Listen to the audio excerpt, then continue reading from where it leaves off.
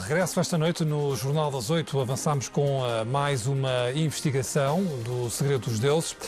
Contámos da história de Moisés, o filho do bispo Edir Macedo, e uma entrevista exclusiva com a mãe biológica. Moisés Rangel Bezerra, o filho que Edir Macedo diz ter adotado com 14 dias, foi registado diretamente como tendo nascido de Esther, a mulher do fundador da IURD. Pela primeira vez, Rosemary, a mãe biológica de Moisés, quebrou o silêncio e diz ter sido enganada pelo bispo. A TV reuniu as provas desta mentira que provam uma vez mais mais uma falsa adoção de um rapaz que hoje tem 33 anos e que a IURD e o próprio Edir Macedo sempre disseram ter sido adotado com 14 dias. 14 de novembro de 1985. À meia-noite e 25 minutos, nasce Moisés num dos hospitais mais pobres do Rio de Janeiro. Não, foi um parto difícil, porque eu fiquei 2 dias passando mal no hospital.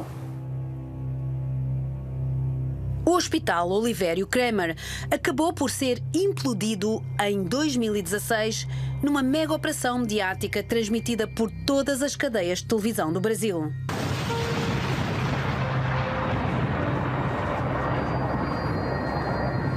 Enterrada nesta poeira ficou uma mentira. Uma mentira que consta no documento oficial do nascimento de Moisés, a criança que o bispo Macedo garante ter adotado, mas que na realidade registou diretamente como seu filho, e da sua mulher Esther, prestando falsas declarações. Esta é a mãe biológica de Moisés. 33 anos depois, está ansiosa. Na 21ª hora estão as jornalistas Alexandra Borges e a Judite França, autoras das reportagens O Segredo dos Deuses, e contamos ter também em direto por Skype do Brasil Fábio Panunzio, jornalista do consórcio internacional Universal Truth.info. Julgo que para já ainda não é possível entrarmos em contacto com o jornalista que está no Brasil e que está a procurar entrar também via Skype. Alexandra, o que é que esta reportagem traz de mais significativo relativamente a tudo aquilo que já fomos vendo sobre as adoções ilegais da IURD? Esta é mais uma falsa adoção, é mais uma vez uma mentira que foi, durante 33 anos, foi dita assim aos membros da IURD. Alguns assistiram à entrega desta criança. Depois, o que é dito, quer em livro, quer em filme, recentemente saiu um filme, O Nada a Perder, do Bispo Macedo, reportando-se um bocadinho à biografia dele, e também é relatado este momento, e logo a seguir à entrega é dito que com 14 dias essa criança começou o processo de adoção. O que a TVI vem provar, com documentos que nós recolhemos graças ao Consórcio Internacional de Jornalistas, e foi muito rápido, aquilo que seria muito lento nós conseguirmos aqui de Portugal, conseguir uma certidão que prova que o que foi um registro direto. Tal como o Bispo Urbaneja fez com Raquel Urbaneja cá em Portugal, o que foi feito no Brasil foi exatamente este registro direto com este documento dizendo que Esther Bezerra Macedo teria dado à luz esta criança, o que não aconteceu. No fundo, o que se vendeu foi uma adoção que não aconteceu. O que aconteceu foi um registro direto. Isto é crime. Mesmo que a lei brasileira tenha uma causa de exclusão da ilicitude, em que se diz que quando se ajuda outra pessoa, e houve muito no passado adoções à brasileira, que era eu entregava o meu filho a ti, tu e a tua mulher registavam-no como seu filho. Veio combater uma lei, isto porque era um crime.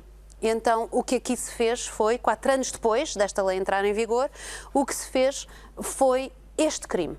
E mesmo que haja uma causa de exclusão da ilicitude, de uma mulher que estava desesperada e fragilizada e que chegou à igreja e que entregou a sua criança porque não tinha meios financeiros para a criar, o que aconteceu aqui é que alguém se aproveitou desta mulher. Eu pergunto se não seria muito mais fácil o Bispo Edir Macedo ou a obra social da Igreja ajudar esta mulher a manter o seu filho com ela, que era o que ela desejava. Ela entrega-o num desespero de alguém que não tem condições financeiras de manter esta criança. E isto não é uma adoção, não foi uma adoção.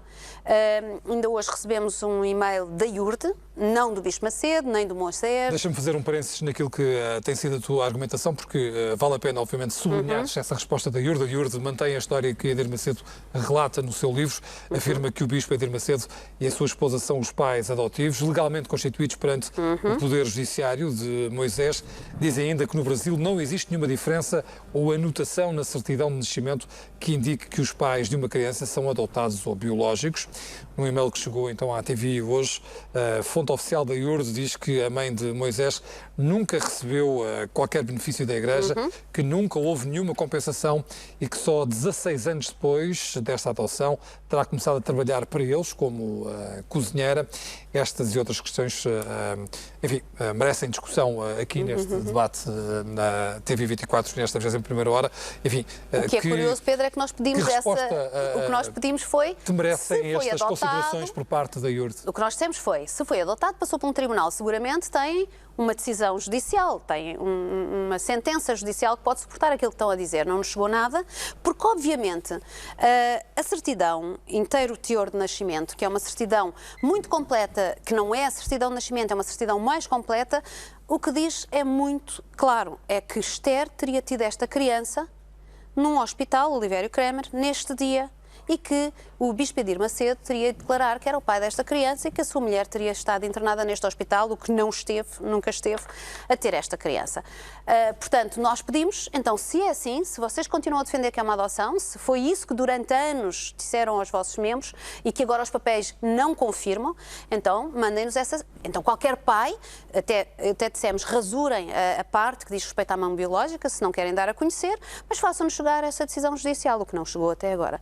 Ou seja, uma coisa é a posição da Iurde, outra coisa são os papéis, isto são documentos. Eu costumo dizer que é assim, uma coisa é o que nós podemos dizer, outra coisa é o que nós, TVI, conseguimos provar com documentos. E essa é a grande diferença entre muito que se diz e a verdade dos factos em papel, preto no branco. Incontestada através dos documentos que vamos apresentando.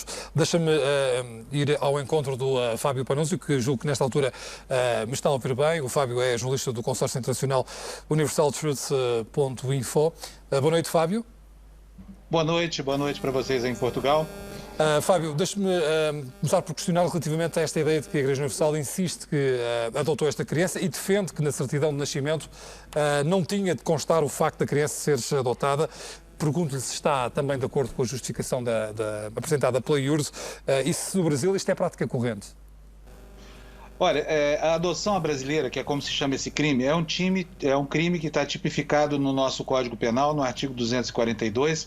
É um crime que impõe penas muito severas, de até 6 anos de prisão, embora haja o atenuante aqui de que se houver razões humanitárias para que se faça essas adoções, o juiz pode deixar de aplicar a pena, o que não significa que o crime não exista. O que a Igreja Universal alega é que nas certidões de nascimento não há nenhuma anotação que remeta a um processo de adoção. Isso é feito para proteger a criança que foi adotada no futuro. Isso é verdade. Agora, existe uma outra certidão de nascimento. Essa sim registra todo o teor do que aconteceu, do que levou ao registro desse nascimento. Aqui no Brasil se chama certidão de inteiro teor.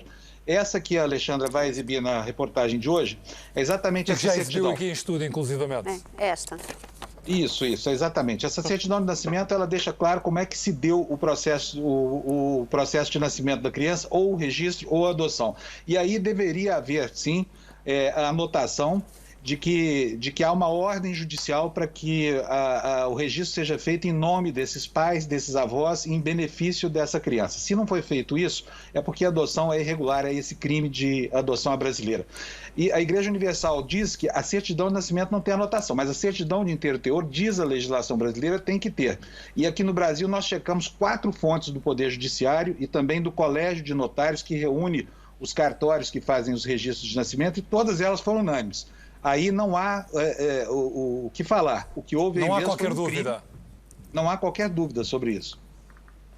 E a conclusão a que chegaste é, só para terminarmos este ponto? Não, é isso. É um processo não houve o processo de adoção. A afirmação do departamento jurídico hoje no e-mail à TVI não é verdadeira, não procede, assim como não procedem outras informações. Por exemplo, essa de que a casa onde mora a Rosemary, que é a mãe biológica, não foi dada pela igreja. Nós conseguimos a escritura do imóvel, ela já deve ter sido mostrada na reportagem, e nós conseguimos até o advogado, que foi o procurador da Igreja Universal, quando houve a transferência da titularidade da propriedade desse imóvel. Fica, portanto, também relativamente fácil de entender que esta mãe foi totalmente enganada. Ela deu a criança porque ela quis. Ela era uma mulher que estava numa situação de vulnerabilidade social muito grande, muito pobre. Ela vinha sendo agredida e ser viciada pelo marido sistematicamente. Ela decidiu dar a criança porque ela não tinha para onde ir, ela foi jogada para fora de casa. O companheiro dela, o pai biológico da criança, era 40 anos mais velho do que ela, era um ciumento compulsivo. E ela foi levada a essa situação por causa da vulnerabilidade social em que se encontrava. Agora, como disse agora há pouco a Alexandra, ninguém na igreja se ofereceu para ajudá-la, para que ela não chegasse a esse gesto extremo. Simplesmente pegaram a criança e se apropriaram dela. E não fizeram o que deveriam ter sido feito, que é o processo formal de adoção, o processo regular de adoção por meio do Poder Judiciário. E mais, Pedro, deixa-me dizer-te que a criança nasceu a 14 de novembro de 85 e este registro foi feito a 4 de dezembro de 85. Portanto, se houvesse um processo de adoção por muito célere que seja no Brasil, não demora um mês. E mais, tendo em conta que a criança foi entregue na abolição, na Igreja da Abolição, com 14 dias, isso significa que a adoção teria sido ainda mais rápida. Portanto, em 4 ou 5 dias teria que ser feita uma adoção, que não é minimamente possível.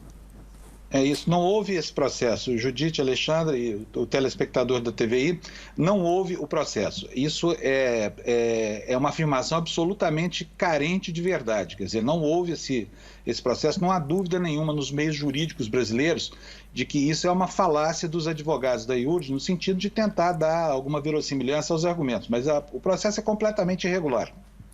Ó Fábio, perante tudo o que tem sido falado aqui em Portugal, depois das investigações da TVI sobre as adoções ilegais da IURD, depois daquilo que ouvimos o próprio Fábio constatar e sublinhar relativamente a todo este processo, apraz-me perguntar porque é que a IURD não é notícia no Brasil e não há notícias de IURD sobre este caso no Brasil?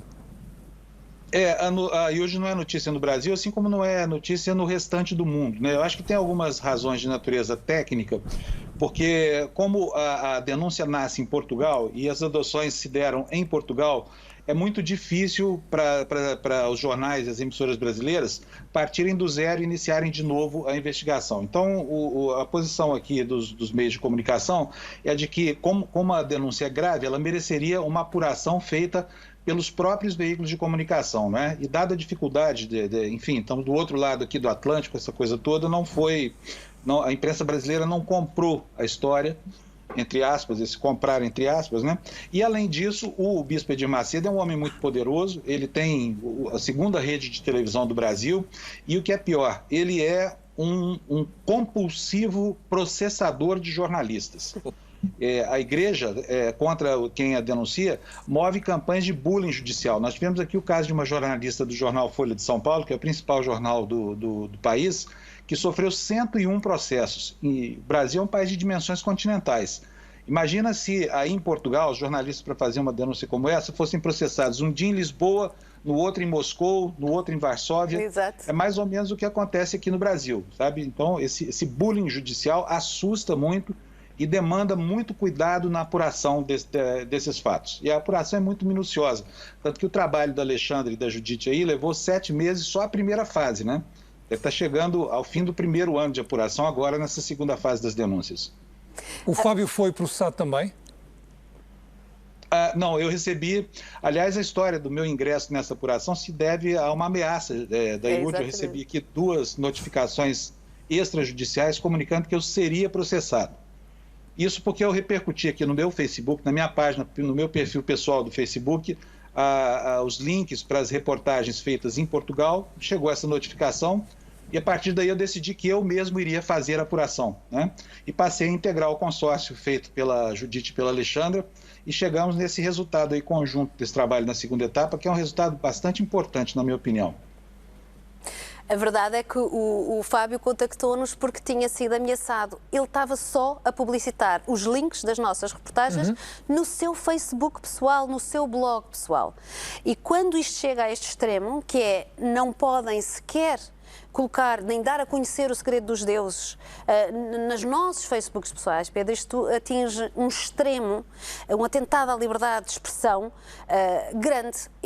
Nessa altura, nós falámos entre os três e decidimos iniciar o consórcio internacional Universal Truth, que visa tão só juntar jornalistas, já temos jornalistas angolanos, jornalistas moçambicanos, alemães, a juntarem-se para que possa esta investigação, à semelhança dos Panama Papers, ser uma coisa mais vasta e mais fácil para todos nós. Qualquer jornalista pode ir direito ao nosso site, pode levantar informação, pode pedir informação a outro jornalista de outro país e foi para nós facílimo, com a ajuda do Fábio, conseguir esta certidão que nos demoraria se calhar 2 ou 3 meses a conseguir e foi, numa semana tínhamos o comprovativo de que isto não era uma adoção.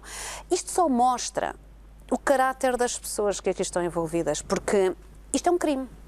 Independentemente da lei brasileira ter uma causa de exclusão de ilicitude, o que se chama as tais causas nobres, ou seja, se eu tivesse a ajudar alguém, ajudar tem outras vertentes, não é? Pode ser facilitar que essa pessoa, querendo ser mãe, ficasse com o seu filho. Isto só mostra a forma, e mais uma vez, isto é recorrente. Isto começou no passado, isto começou com o próprio filho do bispo Edir Macedo. E isto hoje teve repercussões em Portugal nos anos 90, com outros filhos de outras mães que neste momento estão a tentar ser desacreditadas. E eu chamo a atenção para uma coisa. Fazer um perfil maquiavélico, enfim, tentar denegrir estas mães é só distrair as pessoas para a questão fundamental, que é, foram cometidos crimes. Crimes em relação às adoções, ou às falsas, ou irregulares, ou ilegais porque são baseadas em documentação falsa, falsificada e com informação falsa para retirar estes filhos das suas mães biológicas. O mesmo que desta vez foi doado, mas em vez de fazer a adoção legal, fez um processo muito mais rápido, muito mais simples e chegou-se àquilo que eu acho muito mau demais, que é colocar os pais como cúmplice desse crime. As testemunhas disto, está aqui nesta certidão, são os pais biológicos do Moisés. E isto é torná-los cúmplices de um crime. Pais biológicos, estamos perante uma máquina monstruosa, mas muito profissional. Sim, extremamente profissional. E que tem também, se me permites dizer, uma parte muito importante, e eu acho que o Fábio tem essa noção mais do que nós. Falava que a TV Record é a segunda cadeia televisiva no Brasil, mas o império mediático move-se de outras formas também. Não estamos só a falar de jornais, não estamos a falar só de rádios, não estamos só a falar daquilo que é distribuído gratuitamente no Brasil, que é a Folha Universal. Estamos a falar de a possibilidade de falar com o mundo inteiro através das redes sociais. E, de facto, a Igreja Universal poderia dar aulas de marketing digital a muitas empresas, porque faz de uma forma muito profissional e isto não é uma crítica, é apenas mostrar que é altamente eficaz, porque de facto é possível seguir as palavras de Edir Macedo e de outros bispos por milhões de pessoas em todo o mundo, segui-las atentamente e, mais do que isso, seguir aquilo que é, digamos, uma rota de imigração. Há brasileiros, há latino-americanos, há portugueses espalhados por todo o mundo. Esse é muito, digamos, o público e os crentes, os membros da IURD, assim como dos países africanos, e, portanto, é muito fácil chegar a todo lado exatamente com as redes sociais. E talvez por isso, quando, por exemplo, o Fábio é um jornalista conhecido e importante no Brasil, tem milhares de seguidores e, portanto, a partir desse momento em que pôs os links das reportagens no Facebook, tornou-se uma questão importante e de fazer com que não proliferasse de maneira alguma. Estamos a falar de um Facebook pessoal, não estamos a falar sequer de um perfil profissional, e isso mostra a forma agressiva com que estas questões são tratadas. quase de forma a que elas não possam ser discutidas. Não há aqui uma tentativa de defesa, há sempre uma tentativa de ataque, nomeadamente com a tentativa de descredibilizar as mães, o que eu acho que parece só aquilo que é.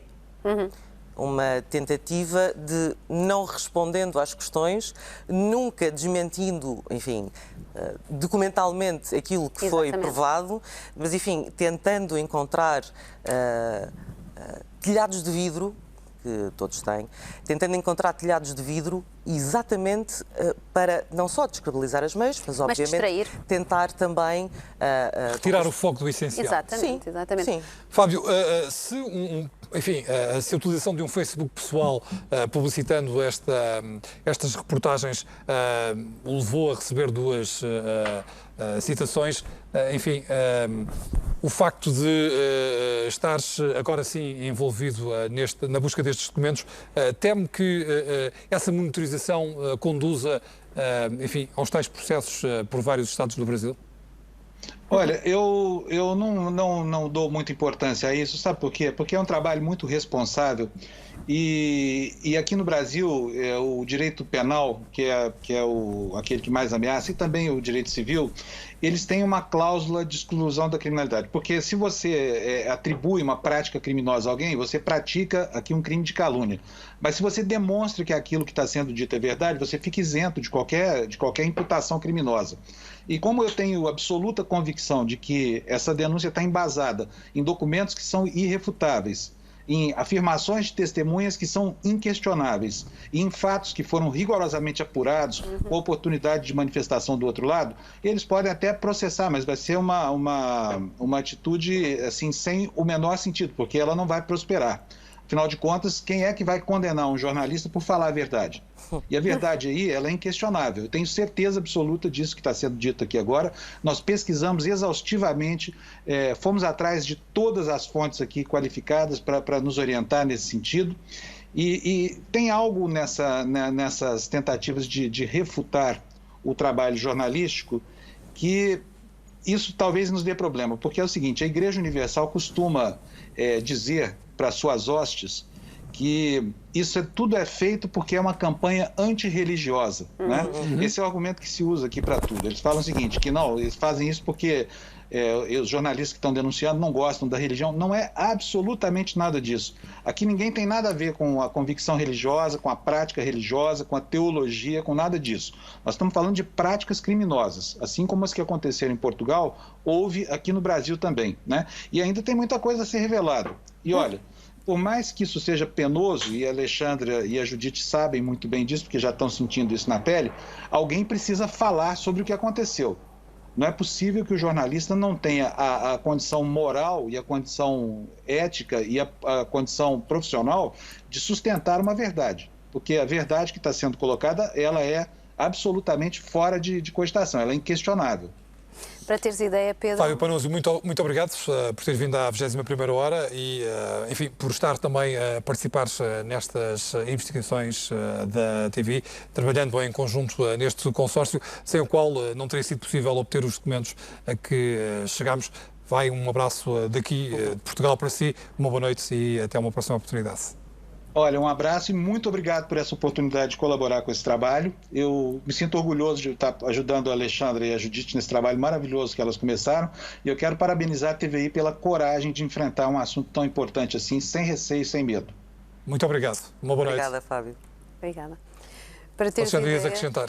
ia-te dizer uma coisa que, para teres ideia, a Elvira Lobato, que é a jornalista que o Fábio referenciou, eu falei com ela, 111 processos.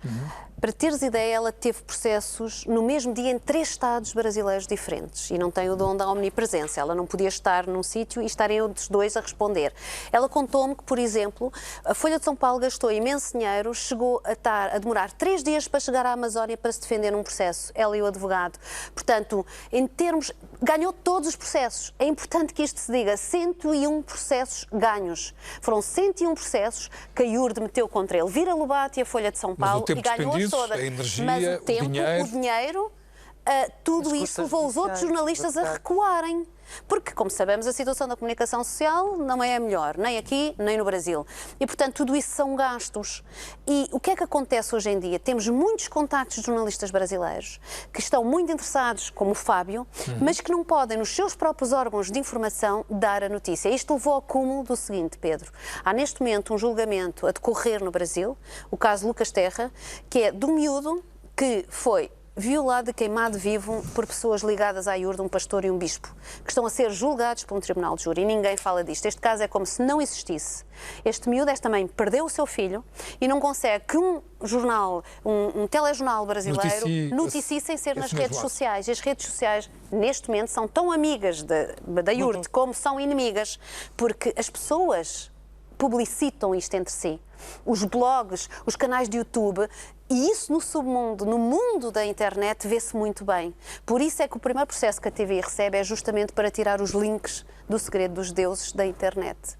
Porque a internet está a funcionar contra, está a dar a conhecer aquilo que muitos órgãos de comunicação social brasileiros não conseguem dar, porque está tudo a recuar caminho com medo dos processos. E isto chama-se bullying judicial, há condenações no Tribunal Europeu por isto, chama-se bullying económico, como o Sindicato de Jornalistas já denunciou, que estava a ameaçar a liberdade de imprensa em Portugal. E Portugal é um país em que existe liberdade de imprensa. Muito obrigado por terem vindo à 21ª hora. Vamos naturalmente continuar a acompanhar toda esta investigação e vão surgir naturalmente mais novidades ao longo das próximas semanas. Contamos com o vosso trabalho já na próxima quinta e já na próxima sexta-feira. Obrigado então por terem vindo à 21ª hora. Até à próxima. Boa noite.